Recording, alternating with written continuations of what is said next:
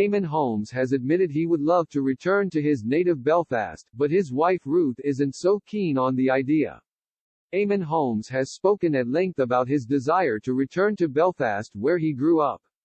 However, there is one thing holding him back, and that is his wife of over a decade, Ruth Langsford.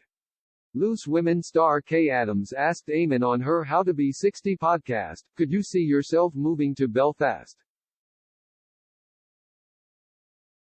In response, Eamonn remarked, "Oh gosh yes, but Ruth wouldn't want that, she won't go, she wouldn't go." In the past, the former This Morning star has left his spouse feeling irritated after expressing his desire to relocate to Belfast on a full-time basis. The presenter opened up in an interview with Belfast Live, revealing his heart lies in his home country, and he longs to return to it. Eamonn admitted that part of the reason behind his desire to move is that he misses his family. Reflecting on his reasons for remaining in England in his Surrey home so far, Eamonn said, "Ruth is now on her own with her mother. She's got to be here, and we've got family commitments and work commitments, we've got a stretch of water that keeps us apart. Organizing big family events such as Christmas is also difficult, with both spouses wanting to spend it with their families." Eamonn admitted that trying to get it right is very complicated. The star went on to share that Ruth gets very irritated with him for claiming their house in Surrey isn't home for him. When asked where home is, Eamonn admitted, "Well, it's not Surrey.